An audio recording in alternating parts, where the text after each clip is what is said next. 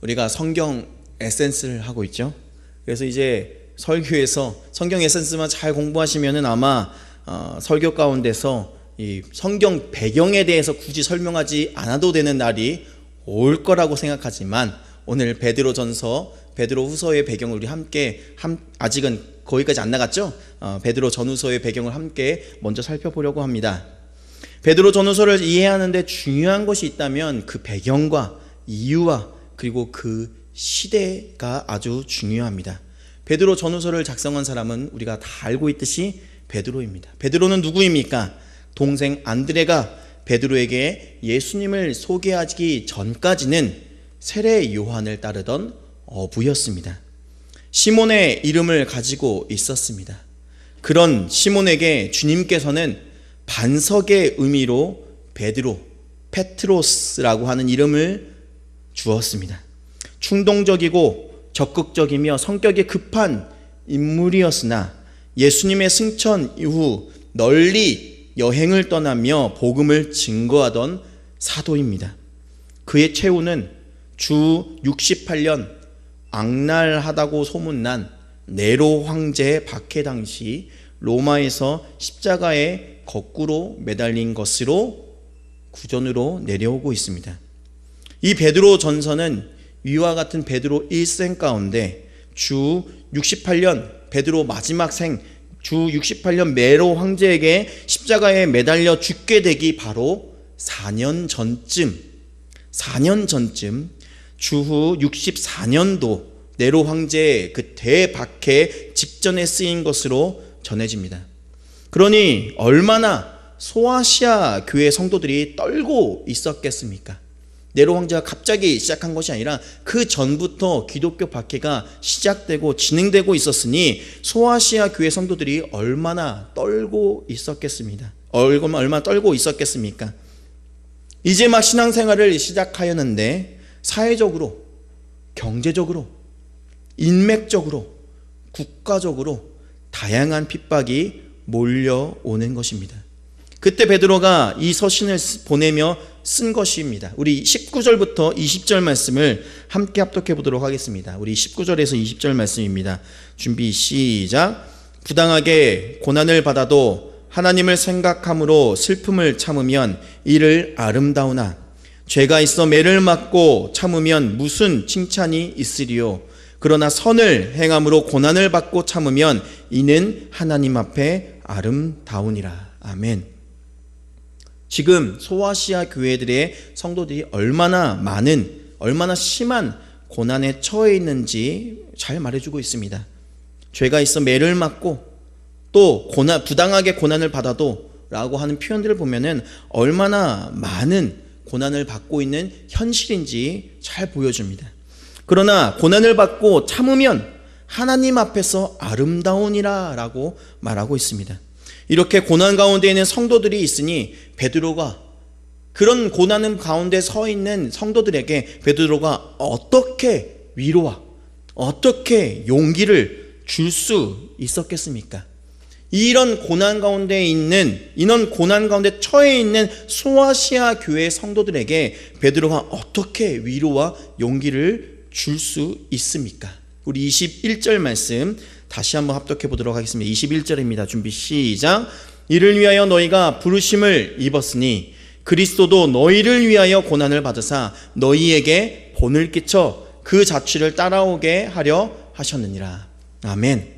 너희를 위해서, 너희가 고난을 당하고 있느냐?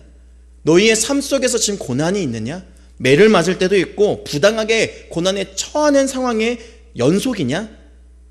그런데 너희들보다 앞서서 너희를 위해서 그리스도께서도 고난을 받으셨다라고 말해주고 있습니다. 고난 가운데 있을 때 예수님을 기억하라는 것입니다. 나에게 신앙으로 인한 여러 어려움이 찾아올 때 찾고 기억할 것을 오늘 베드로는 예수님이다. 예수 그리스도를 생각해라. 예수 그리스도도 너보다 앞서서 고난을 받으셨다라고 말하고 있는 것입니다. 오늘 말씀을 통해서 우리가 기억해야 할, 우리가 생각해야 할, 우리의 앞에 수많은 어려움과 신앙으로 인한 고통이 찾아올 때 우리가 기억하고 생각해야 할 예수님은 어떤 모습인지 우리 함께 상고해 보길 원합니다. 첫 번째로 예수님은 죄의 짐을 맡으러 오신 구주라는 사실, 죄의 짐을 맡으러 오신 구주라는 사실입니다. 성경은 예수님께서 이 세상에 오신 가장 큰 목적을 말할 때 죄인을 구원하려 오셨다라고 말하고 있습니다. 마태복음 9장 13절과 마가복음 2장 17절, 내가 의인을 부르러 온 것이 아니요 죄인을 부르러 왔노라 라고 말하고 있습니다. 히브리서 9장 26절, 대제사장인 그리스도께서 자기를 단번에 제사로 드려 죄를 없게 하시려고 세상 끝에 나타나셨느니라 라고 말하고 있습니다.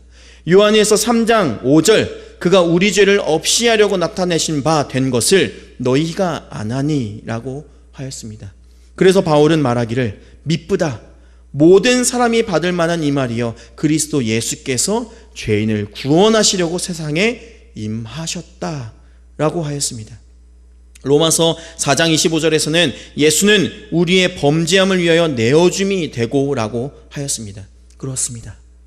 예수님은 우리의 죄를 맡으러 오신 분이십니다. 이 땅에 우리와 함께 살아가시던 분이 아니고, 이 땅에 함께 존재했던 분이 아니고, 이 땅 위에, 하늘 위에 있어야 할 그분이 우리의 죄의 짐을 맡으러 오셨다는 말입니다. 오셨다. 우리가 똑같이 나시고 우리가 똑같이 이 땅에서 생활하시는 그런 분이 아니고, 출생부터가 하늘 위에 계신 그분이 오실 필요가 없음에도 불구하고 우리의 죄를 감당하기 위하여 친히 오셨다라는 사실입니다. 예수님은 우리의 죄와 아무런 상관이 없으신 분이십니다. 예수님은 죄를 알지도 못한 분이십니다. 그럼에도 불구하고 우리의 범죄함 때문에 대신 내어주신 분이십니다.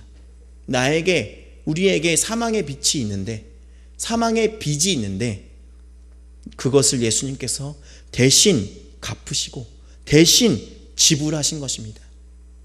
고린도후서 5장 21절에서는 하나님의 죄를 알지도 못하신 자로 우리를 대신하여 죄를 삼으셨다.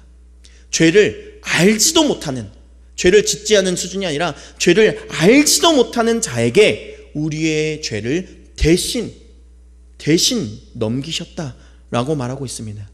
죄를 지은 수준이 아니라 죄를 알지도 못하는 자에게, 예수님에게 우리의 죄를 뒤집어 씌웠다라고 하는 말입니다. 우리가 믿는 그 예수님은 죄 없으신 분이십니다. 죄를 지으실 수도 없으신 분입니다. 죄를 알지도 못하신 분입니다. 그분이 죄인된 우리를 위하여 이 땅에 내려오셨습니다. 예수님은 죄와 상관없는 자를 위하지 않았습니다. 예수님은 죄 가운데 있는 자에게 오셨습니다. 그러니 자신이 죄인이다, 내가 죄인이다 라고 고백하는 자에게는 예수님은 기쁜 소식이고 복음의 소식이겠으나, 나는 죄 없다, 나는 무죄하다 라고 말하는 자에게는 예수님은 걸림돌이 되기 마련입니다. 그래서 역사 가운데서 예수님을 믿는 자에게는 믿지 아니하는 자의 항상 괴롭힘을 당하고 온갖 시험에 걸려 넘어뜨리려고 하고 온갖 가지의 방해를 해오는 것입니다. 예수를 모르는 자에게는 죄짐 맡으러 오신 구주의 소식이 심판의 소식으로 들리겠으나, 예수를 아는 사람에게는 죄짐 맡으러 오신 구주의 소식이 더없이 기쁜 소식이 될 것입니다. 바로 그것이 복음입니다. 죄짐 맡으러 오신 구주, 우리의 죄의 짐을 맡으러 오신 구주 되시는 그 예수님께서는 어떻게 우리의 죄를 담당하셨습니까? 오늘 본문 말씀을 함께 살펴보면서 어떻게 죄를 담당했는지도 함께 살펴보겠습니다. 사도 베드로는 친히 나무에 달려 그 몸으로 우리의 죄를 담당하셨으니 라고 말하고 있습니다. 친히라고 말하고 있습니다. 친히 나무에 달려라고 하고 있습니다. 친히라고 하는 말은 자진함을 의미합니다. 억지로 담당한 것이 아닙니다. 억지로 우리의 죄를 감당하신 것이 아닙니다. 스스로 기꺼이 기쁜 마음으로 담당하셨습니다. 성부 아버지의 놀라운 구원 계획 가운데 예수님은 철저하게 순종하며 우리의 죄를 감당하셨습니다. 거부하거나 거절하거나 때를 쓰거나 반항하지 않았습니다. 아버지의 뜻이라면 그 길이 가시밭 길일지라도, 아버지의 뜻이라면 그 길이 십자가의 길이라 할지라도, 아버지의 뜻이라면 그 길이 골고다의 언덕일지라도, 피 흘림의 길이라 할지라도 기꺼이 친히 걸어 가셨다는 말입니다. 또 어떻게 오늘 본문에서 담당하고 있다라고 말하고 있습니까? 나무에 달리심이라고 말하고 있습니다. 나무에 달리심은 십자가를 의미합니다. 나무에 달리심은 십자가입니다. 우리가 지었던 죄의 값, 우리가 지었던 죄의 값, 우리의 치부, 우리의 수치, 그 상징이 바로 십자가입니다.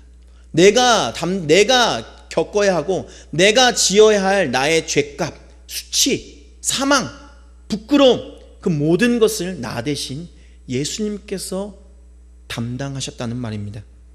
여기서 담당하다라는 말은 높은 데로 지고 간다라고 하는 의미입니다. 마치 예수님께서 베드로와 야고보와 요한을 데리고 따로 높은 곳 변화산에 올라가시듯이 예수님께서는 인류의 죄 짐인 사망을 짊어지고 따로 홀로 외로이 갈보리 언덕을 올라가셨다라고 하는 말입니다. 죄의 짐을 지고 누구도 가지 않는 죽음의 언덕길을 올라가셨습니다.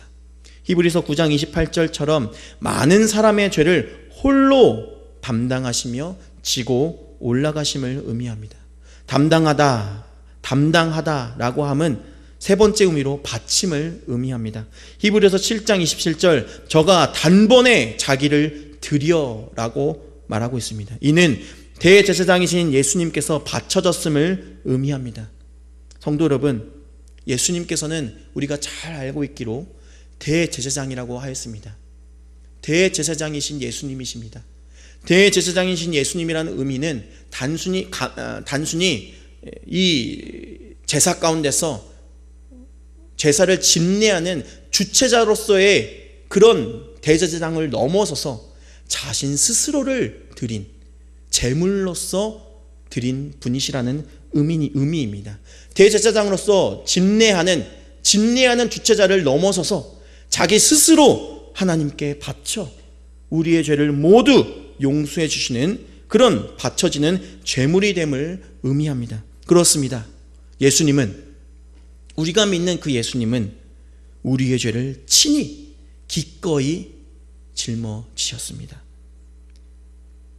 예수님은 친히 나무에 달리셨습니다. 예수님은 친히 우리의 죄를 담당하셨습니다. 그가 짊어지신 죄의 짐은 그럼 무엇입니까?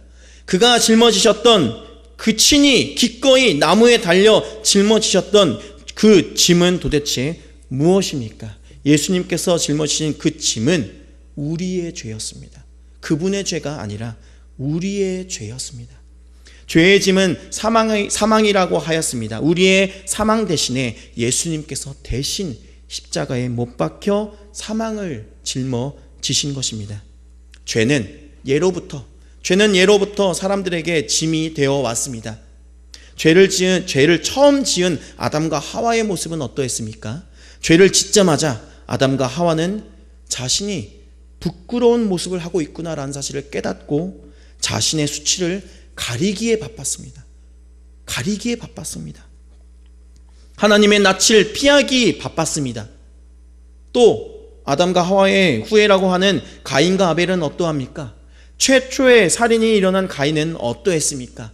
창세기 4장 14절 말씀, 주께서 오늘 이 지면에서 나를 쫓아내시온즉 내가 주의 낯을 배웁지 못하리니 내가 땅에서 피하며 유리하는 자가 될지라도 물은 나를 만나는 자마다 나를 죽이겠나이다 라고 말하고 있지 않습니까?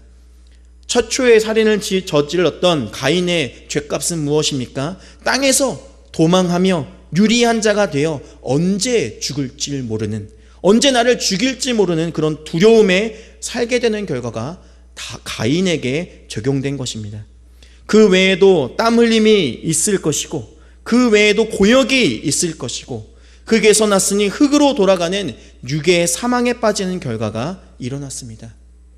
또 이스라엘 역사, 특히 사사기를 보면 죄를 지을 때마다 나타나시는 하나님의 심판이 이방 민족을 통해 일어났습니다.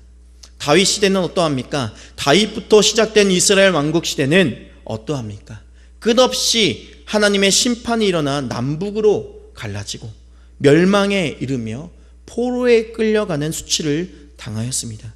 바로 이것이 죄의 결과입니다. 이런 죄의 결과가 있음에도 불구하고 예수가 우리의 죄짐을 맡았다는 말은 바로 육체의 비참을, 영혼의 비참을, 죽음의 절망을 해결해 주셨다는 말입니다.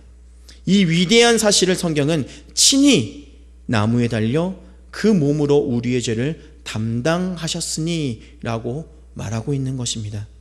땅에서 나온 첫 아담으로 시작된 죄가 한 사람의 죄가 아닌 전 인류의 죄가 되었으나 하늘에서 내려온 둘째 아담이라 불리는 예수님의 대속은 전 인류의 속죄함을 가지고 왔습니다.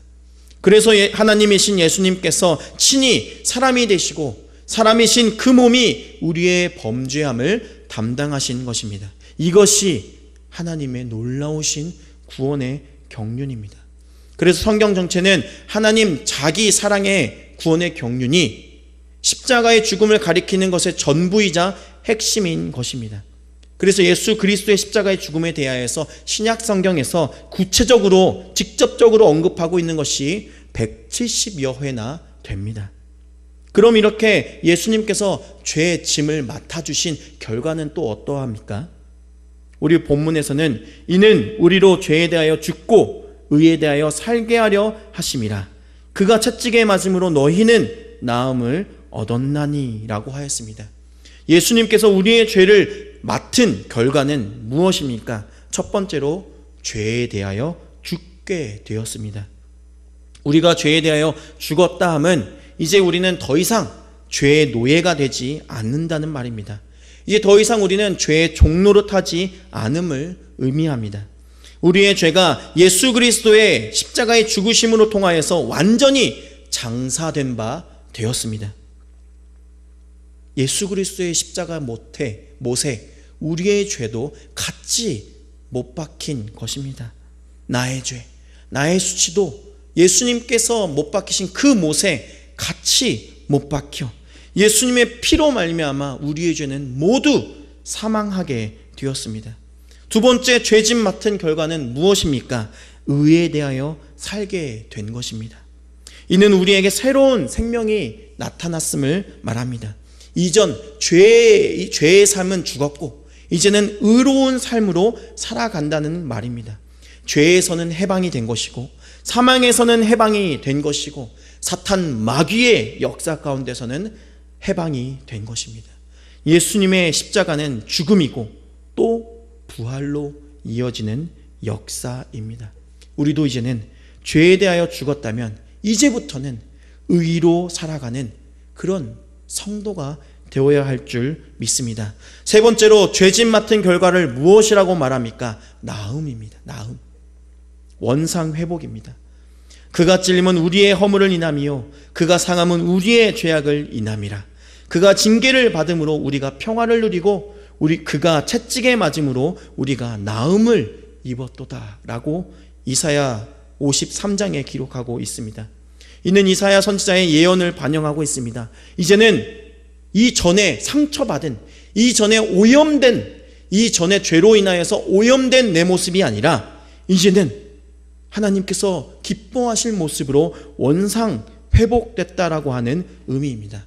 이제는 예수 안에 있는 생명이 더 이상 우리에게 죄악의 채찍으로 다가오지 않고 하나님이 기뻐하실 하나님의 아들로서 살아갈 수 있게 된 것입니다. 이제 우리는 더 이상 하나님의 심판의 대상이 아니고 진노의 대상이 아니고 하나님의 사랑을 입을 아들과 딸입니다. 우리는 더 이상 하나님의 심판의 대상이 아닙니다. 우리는 사랑스러운, 하나님이 보시기에 참으로 사랑스러운 대상입니다. 이제는 아들과 같은 사랑을 받을 만한 자입니다. 이제는 더 이상 흙에서 나서 흙으로 살아가는 흙의 저주에 빠져있는 그런 사람이 아닙니다. 이제는 우리는 하늘에 속한 자가 되었습니다. 하늘에서 온 자가 우리를 값주고 사신바 되었으니 이제 우리는 흙에 매여있는 그런 흙의 사람이 아닌 하나님의 사람, 하늘에 속한 사람이 된 것입니다. 마지막으로 오늘 본문에서 죄짐 맡은 결과를 무엇이라고 말하고 있습니까? 우리 25절 말씀을 다시 한번 합독하도록 하겠습니다. 25절입니다. 준비 시작.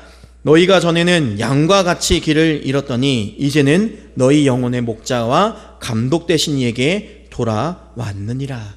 아멘.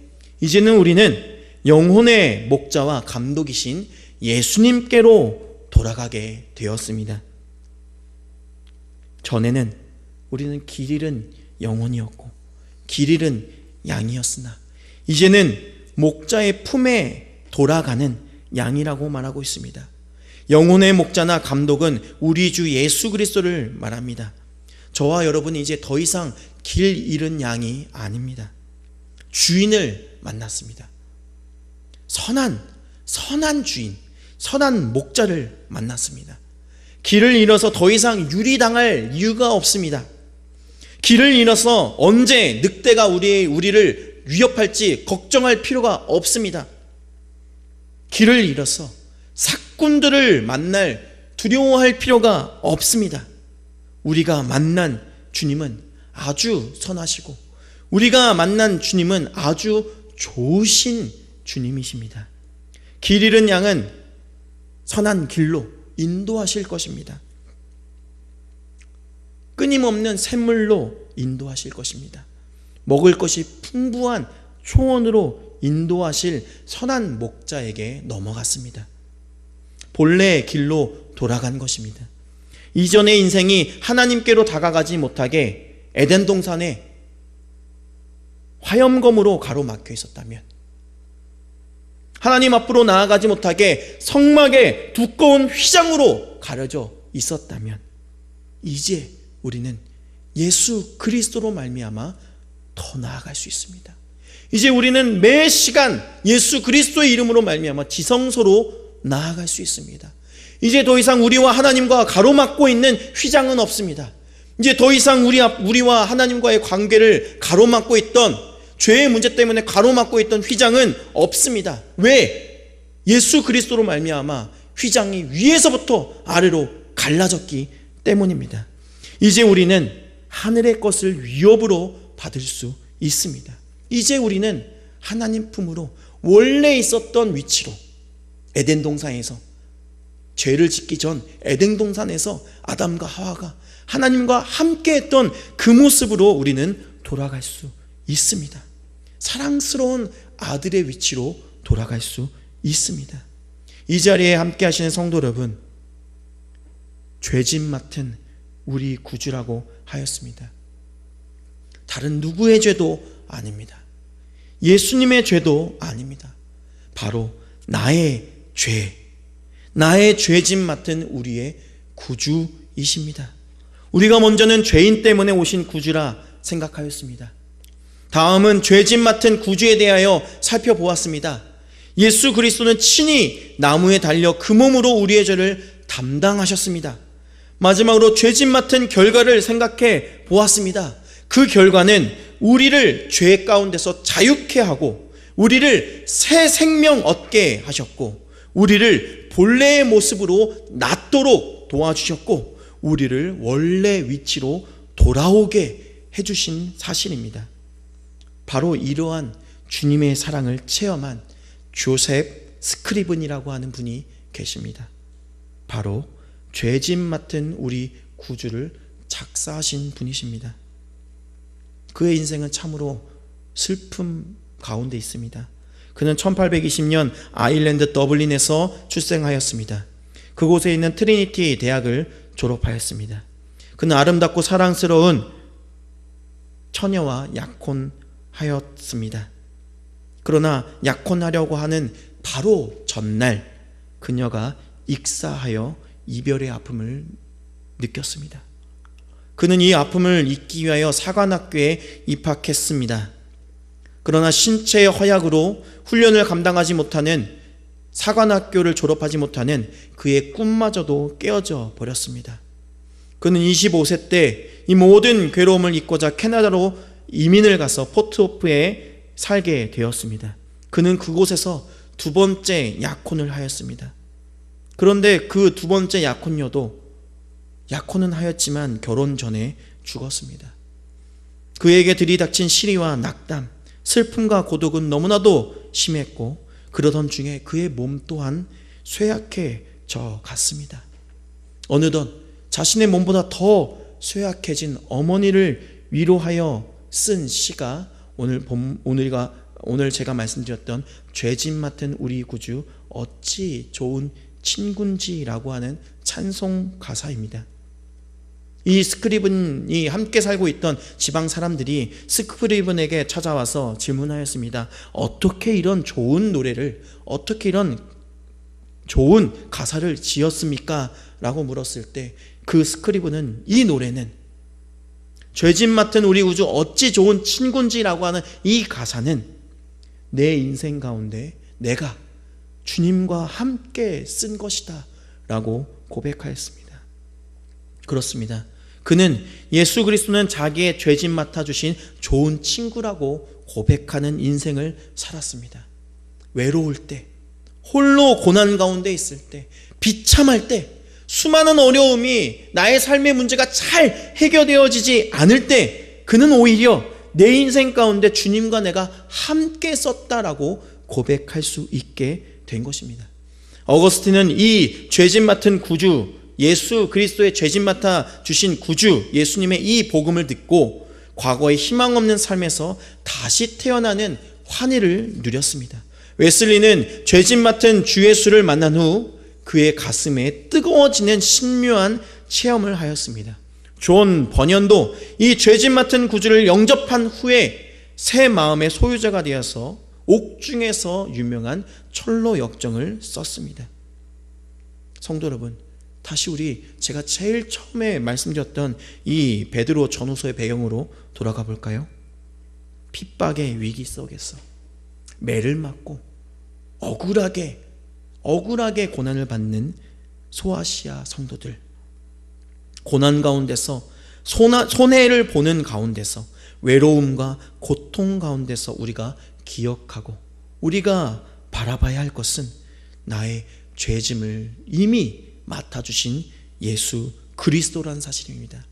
예수 그리스도께서 이미 나의 죄값을 치르기 위하여 모든 고난을 받으셨다는 사실을 기억하면서 나의 삶 속에서 어떤 어려움이 찾아올지라도, 나의 삶 속에서 어떠한 괴로움과 고난이 찾아온다 할지라도 나의 죄짐을 이미 맡아주신 우리의 구주 되시는 예수 그리스도 한 분만으로 모든 소망으로 살아가시는 이 자리에 계신 모든 성도님들 되시길 소망하겠습니다.